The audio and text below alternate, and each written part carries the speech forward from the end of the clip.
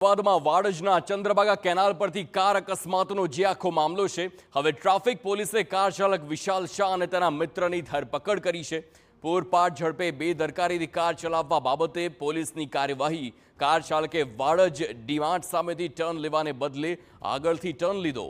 કેનાલનું કામ અધૂરું હોવાથી કાર કેનાલમાં ખાબકતા અકસ્માત સર્જાયો। સાબરમતી આશ્રમ ટ્રસ્ટ દ્વારા એએમસીને કામગીરી સોંપવામાં આવી છે, તો એએમસી દ્વારા કોઈ સાઇન બોર્ડ, સૂચના કે બેરિકેડ મૂકવામાં ન આવતા હોવાની અને ત્યારબાદ હોનારત તેના કારણે થઈ હોય તેવું હાલ જોવા મળી રહ્યું છે।